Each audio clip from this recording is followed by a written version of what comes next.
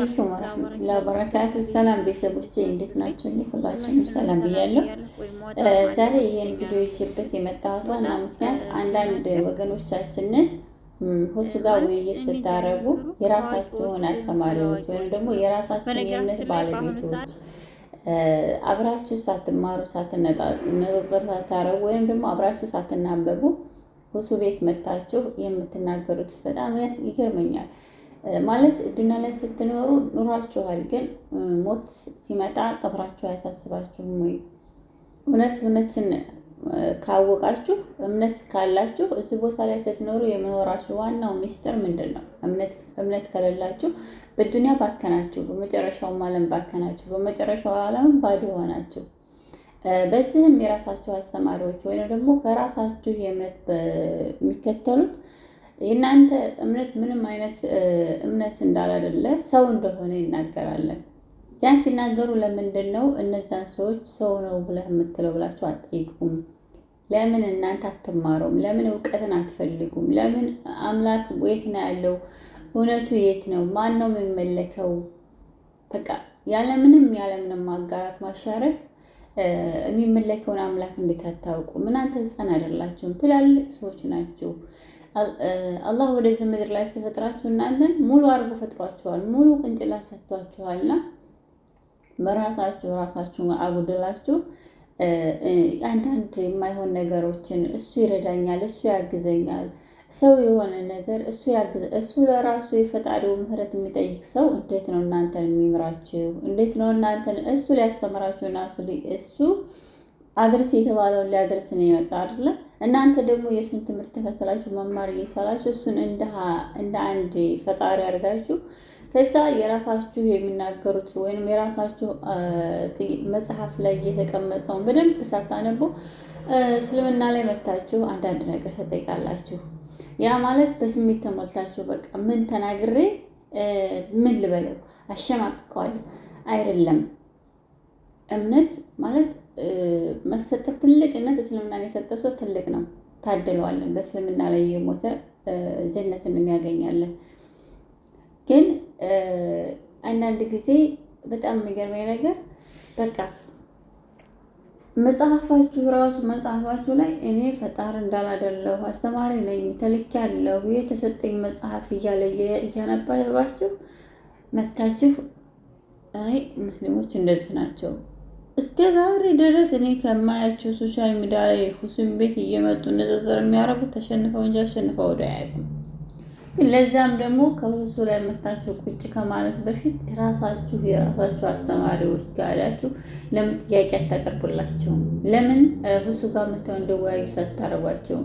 ለምንስ እናንተ በቃ መከተል ያለባችሁና ማወቅ ያለባችሁ ህፃን ልጅ አይደላችሁም። ዛሬ ህፃን ልጅ እንኳን ማወቅ ይፈልጋል አይደለም? ትልቅ ሰው ሆናችሁ በስልካችሁ ማንበብ እየቻላችሁ በስልካችሁ መጻፍ እየቻላችሁ በስልካችሁ ብዙ ነገር ማድረግ እየቻላችሁ ግዴታ መጽሐፉ መግዛት አይጠበቅባችሁ። በቁርአንም በአማርኛ የተቀመጠ ቅዱስ ቁርአን የሚል አለ። እንደዚህም ደግሞ ሌሎች መጽሐፎች አሉ። እነሱን እያወረዳችሁ ማንበብ ትችላላችሁ። ገንዘብ አውጥተን አንገዛም። ብትገዙት በነገራችን ላይ አይጎዳም። መጽሐፍ ገዝቶ ማንበብ መማር ይጠቅማል እንጂ አይጎዳም። አስተምሮ ያለው ነገር መማር ትችላላችሁ። የዛኛውም እምነት ይሁን የዚህኛውም እምነት አንብበው ነው ዛሬ ንጽጽር የሚያደርጉት አይደለም። ስለዚህ እናንተ ደግሞ አንብባችሁ ልትጠቀሙና ልትለወጡ ይገባል። ማንበብ ትልቅነት ነው። ሞጣ ሲናገር ሞጣ እንደዚህ ነው፣ ሞጣ እንደዚህ ነው። ሞጣ አንብቧለን። እስልምና ትክክለኛ መንገድ መሆኑን በደንብ ያውቃለን። ግን እስካሁን ድረስ አምኖ አልመጣም። እኔ ግን ቅንጭላት ውስጥ በጣም እስልምና እንደሆነ በጣም አውቋለን፣ ያውቃለን። ያ ማለት መጽሐፍ ያነባለን። እናንተም ደግሞ የማትቀበሉት መጽሐፍን ስታነቡ ነው። መጽሐፍን አንብቡ። በቃ መጽሐፍ ትልቅ ነገር ነው። አንብቡ እንዴ! ድሮ እኮ ጋዜጣ እንኳን የት ነው ያለው ተብሎ ተፈልጎ ይነበብ ነበረ። ለምንድን ነው በስልካችን ብዙ ነገር ማንበብ እየቻልን ማንበብ ማለት ነው? ያ ማለት እኛ ዛሬ በችግር ላይ ነገም በሰዓት ላይ መኖር የለብንም። ነገ ጧት በገሃነመ እሳት ከመቃጠልሽ በፊት መጽሐፍን አንብብ። ትክክለኛ ሃይማኖት የት ላይ ነው ያለው? ትክክለኛ እምነት የት ነው ያለው የሚለውን ነገር በደንብ አንብቡ።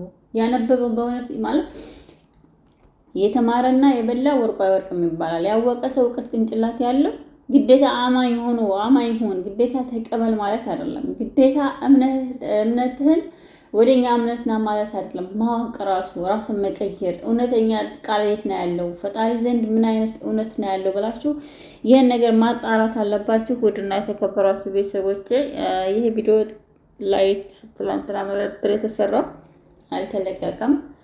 ምክንያቱም በጣም ቢዚ ነበር ካልቻልኩም ነበረ። ከዛም ላይ ልትፈገርን ምናምን ስንል ደግሞ ቪዲዮውን ሳለቀው እንቅልፍ አሞኘኝ እንቅልፍ ሸወደኝ ተቀየረ ማለት ነውና ሀሳብ ይበታተናል። ብዙዎቻችሁ ሙስሊም ሆናችሁ ለንጽጽር ለምንም ሰዎች ጋር ለመመላለስ ለመጋፈጥ የሚያስችል መጽሐፍ ያስፈልጋልና መጽሐፍን አንብቡት። ትኩረት አድርጉ። ትኩረት ለእምነታችን ትኩረት በጣም ሰጥተን ልናቄ የሚገባ ማንበብ ያለብን ሰዎችን መመለስ ካለብን ቦታ እንድንመልሳቸው ማስተማር ያለብን ልክ እንድናስተምራቸው ማወቅ ያለባቸውን እንዳውቁ ማድረግ አለብን። ይሄን ቪዲዮ ሁላችሁም ሼር ላይክ አድርጉ። እንደውም ቤተሰብ ያላረጋችሁን ቤተሰብ አድርጉ። በነገራችን ላይ የክርስቲያን እምነት ወገኖቼ እኔ እየተሳደብኩ አይደለም፣ እያንቋሸሽኳችሁ አይደለም። በማንኛውም ቦታ ላይ ፈጣሪ ሂዳያ ይስጣችሁ፣ ልባችሁን ፈጣሪ ይምራላችሁ። ይህን ስል እንዴት ይህን ታያለች ብላችሁ እንዳትቀይሙ። በጣም እንደ ሰው ልጅ አከብራችኋለሁ፣ ወዳችኋለሁ። ነገር ግን ማወቅ ያለባችሁን ደግሞ ማንበብ ያለባችሁን አንብቡ። አንብባችሁ ተረድታችሁ ራሳችሁን ሆኑ። ይህን ለማለት የምፈልገው በረመዳኑ ክፉ ለመናገር አይደለም። ሁላችንም ፈጣሪ እውነተኛውን ታላቁን ኃያሉን መንገድ ይመራን፣ በእውነተኛ መንገድ ላይ አላህ ያጽናን። ይህን ለማለት እወዳለሁ። ለዛሬ ይዤላችሁ የመጣሁት ቪዲዮ ይህን ይመስል ነበረ። ውዶች፣ ማሮቹ፣ ፍቅሮቼ ቤተሰብ እያረጋችሁ ላይክ እያረጋችሁ ሼር እያረጋችሁ አበረታቱኝ። እንደዚሁም ለምታበረታቱኝ እህት ወንድሞቼ ከልብ አመሰግናለሁ። ክበሩልኝ። ተዛኩም አላህ ኸይረን